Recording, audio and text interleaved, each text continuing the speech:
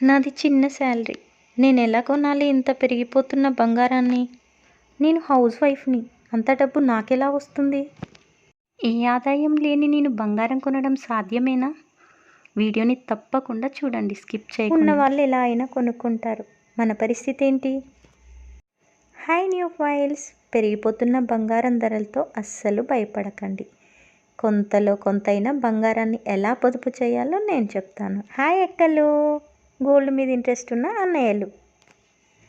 ఈరోజు బంగారం ధర 10 గ్రాముల 24 క్యారెట్ల స్వచ్ఛమైన బిస్కెట్ బంగారం ధర 1,11,170 రూపాయలుగా ఉంది. అంటే ఒక గ్రామ్ బంగారం ధర 11,000 చిల్లర. అంటే మనం అందాజుగా 12,000 వేసుకుందాం ఒక గ్రామ్కి. దీన్ని మనం 2-3 పార్ట్స్గా విభజించుకుందాం. అంటే కొంతమంది చిన్న శాలరీ ఉన్న వాళ్ళు ఉంటారు, కొంతమంది హౌస్ వైఫ్స్ మాత్రమే ఉండుంటారు, కొంతమందికి ఎక్కువ చేతిలో డబ్బులు ఉండవు. సో అందరిని ఉద్దేశించి మనం ఈ వీడియో స్టార్ట్ చేద్దాం. కొంత శాలరీ ఉన్న వాళ్ళైతే నెలకు 5 లేదా 6,000 పక్కన పెట్టుకోవచ్చు. లేదంటే డైలీ ఖర్చుల్లో నుండి కొన్ని డబ్బులను పక్కకు తీసి పోగు చేయొచ్చు. లేదంటే క్యాలెండర్ సేవింగ్స్ లాగా చేసుకున్నాం అనుకోండి, డైలీ ఒకవేళ ఒక గ్రామ్కి ఎఫర్ట్ చేయగలిగిన వాళ్ళైతే డైలీ 400 రూపీస్ చేయొచ్చు. ఇది అందరికీ చాలా కష్టం. సో ఒక గ్రామ్ సేవ్ చేయలేకపోవచ్చు, కానీ మొత్తానికైతే సేవింగ్స్ ఆపం కదా. అరగ్రామ్ కోసమైనా ట్రై చేద్దాం మనం. అలా రోజుకు 200 సేవ్ చేద్దాం. లేదండి మాకు ఇది కూడా కుదరదు అనుకున్న వాళ్ళ కోసం కొన్ని ఐడియాలు చూద్దాం. మనం మామూలుగా హౌస్ వైఫ్స్ అయినా కూడా ఇంట్లో నెల సరుకులు తెచ్చుకుంటాం కదా. ఎలా అయినా ఒక 4,000, 5,000, 6,000 రూపాయలు నెల సరుకులకు అవసరమవుతాయి కదా మనకి. అలా అవసరమైన దాంట్లో ఎంతో కొంత ఖర్చు తగ్గించుకొని ఒక 500 రూపాయలు సేవ్ చేయడానికి ట్రై చేయండి. అలాగే ప్రతి ఒక్కరం మనం ఆన్లైన్ షాపింగ్స్కి బాగా అలవాటు పడిపోయాం. అందులో కొనే బట్టలు ఎలా ఉంటాయండి, కనీసం వాటిని ఒక 2-3 సార్లు వేసుకున్న తర్వాత మసి బట్టలకు కూడా పనికిరావు. అటువంటి వాటికి మనం వందలు వేసుకుంటూ ఉంటాము. మసిబట్ట అని ఎందుకన్నానంటే, మనం ఇప్పుడు వచ్చే చాలా బట్టలలో సిల్క్ అవి తీసుకుంటున్నాం కదండి, పాలిస్టరు ఇంకా శాటిన్ రకరకాలు కొంటూ ఉంటాం కదా. కాటన్ అయితే ఇల్లు తుడుచుకోవడానికో మసిబట్టకో పనిచేసేది వెనకట, కానీ ఇప్పుడు అలా కాదు కదా. మనం బట్టలు అవి పాలిస్టర్వి తీసుకొచ్చి మనం మసిబట్టకు పెట్టుకుంటే గిన్నె వేడికి అవి గిన్నెకు అతుక్కొని పోయి కాలుతాయి. ఇంకా పొదుపును చంకనెక్కించుకోవాలి కానీ నెత్తినెక్కించుకోకూడదు. అంటే ఏంటంటే నెససరీ షాపింగ్, నెససరీ పర్చేజెస్ చేయాలి మనం. అట్లాగే కాస్ట్లీ క్లోత్స్ బంద్ చేసుకోవాలి. నార్మల్గా మన శక్తికి తగ్గట్టుగా బట్టలు కొనుక్కుందాం. వాళ్ళని వీళ్ళని చూసి యూట్యూబ్ వీడియోస్లో వాళ్ళు వీళ్ళు చేసే శారీస్ ప్రమోషన్స్ అవన్నీ చూసి కొనుక్కోవాలనుకోవడంలో తప్పు లేదు, కానీ మన బడ్జెట్కి సరిపోతుందా లేదా అనేది కూడా చూసుకోవాలి. కొంతమంది హెమ్మింగ్ చేసుకోవచ్చు ఇప్పుడు బ్లౌజెస్కి, లేదంటే శారీస్కి కుచ్చులు వేసుకోవచ్చు, లేదంటే ఎవరైనా వీలున్న వాళ్ళు ట్యూషన్స్ చెప్పుకోవచ్చు ఇన్కమ్ కోసము. లేదంటే ఇప్పుడు కంప్యూటర్ ఎంబ్రాయిడరీ ట్రెండింగ్ కదండి. అలా కంప్యూటర్ ఎంబ్రాయిడరీ చేసే వాళ్ళతో మాట్లాడుకొని మనకు తెలిసిన వాళ్ళకి ఆ డిజైన్స్ వాట్సాప్ గ్రూప్లో కానీ మన వాట్సాప్లో షేర్ చేసి కానీ ఎవరైనా ఇంట్రెస్ట్ ఉన్న వాళ్ళు కుట్టించుకుంటే దాని నుండి మనం కొంచెం ఒక బ్లౌజ్ మీద 100, 50, 200 ఎర్న్ చేయొచ్చు. లేదక్క ఇవేవి కుదరవు మాతో కాదు అన్నారనుకోండి, ఎలాగూ హస్బెండ్స్ అయితే ఖచ్చితంగా ఏదో ఒక జాబు వర్క్ ఏదో ఒకటి చేస్తూ ఉంటారు కదా. అలా చేసే దాంట్లలో మీరు మంత్లీ ఒక 5,000 రూపీస్ సేవ్ చేయడానికి ట్రై చేయండి. ఇప్పుడు గోల్డ్ ఒకప్పటిలా లేదు, అందరిలో చాలా అవగాహన ఉంది.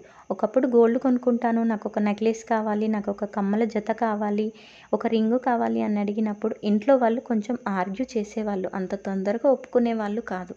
ఎందుకంటే అప్పుడు బంగారం మీద అంత అవగాహన లేకుండొచ్చు, కానీ ఇప్పుడు అందరికీ బంగారం మీద అవగాహన ఉంది. పెరిగిపోతున్న బంగారం రేట్లను చూస్తున్నప్పుడు ప్రతి ఒక్కరికి అర్థమవుతుంది.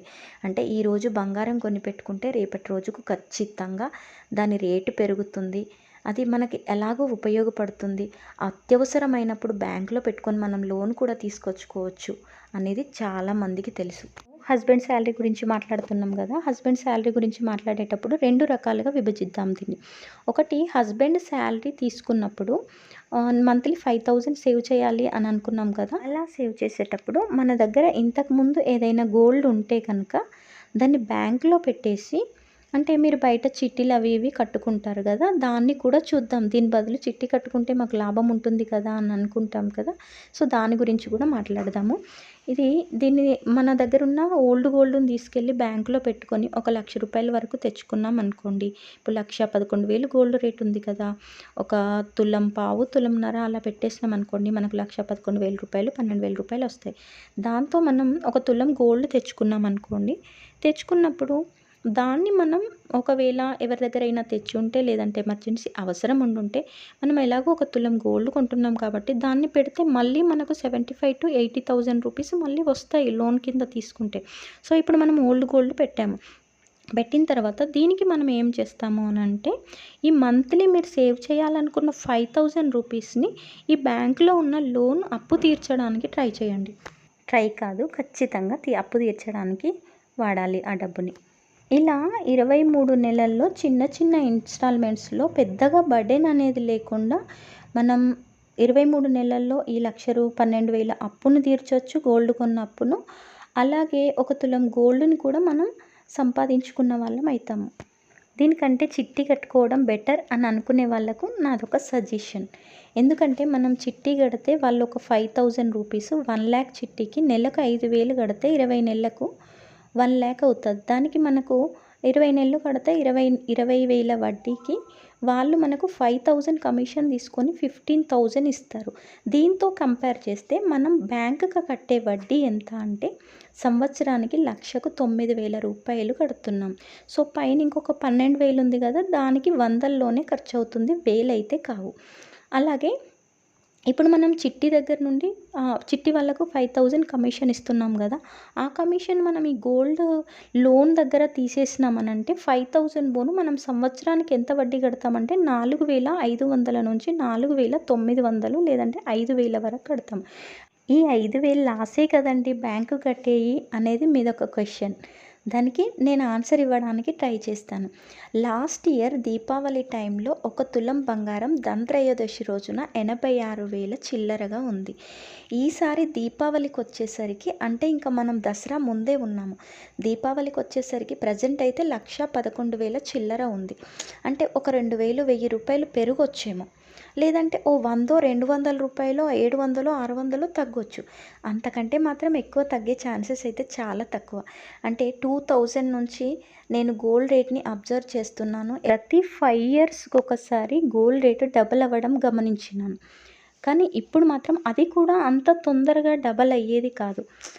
సపోజ్ ఒక 30,000 2017లో బంగారం ధర ఉందనుకుందాము. 30,000 మీద కనీసం ఒక సంవత్సరంన్నర ఆగింది.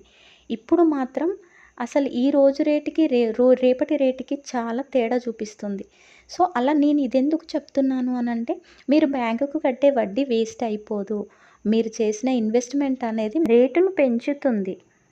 ఒకవేళ బంగారం ధరలు సడన్గా పడిపోయాయి అనుకుందాం, అసలు ఊహించగలమా? అది జరుగుతుందా? సపోజ్ పడిపోయాయి అనుకుందాం, ఒకటి ఆభరణాల రూపంలో వాటిని వేసుకొని మనం ఆనందపడిపోతాము. ఆపద వచ్చినప్పుడు ఆపద్బాంధవుడిగా బంగారం ఉపయోగపడుతుంది. ఇంకొకటి పిల్లల పెళ్ళిళ్ళు ఉంటాయి, ఖచ్చితంగా మనకి ఇంట్లో ఒకరో ఇద్దరో పిల్లలు ఉంటారు, వాళ్ళ పెళ్ళిళ్ళ టైంలో ఈ బంగారం తప్పకుండా ఉపయోగపడుతుంది.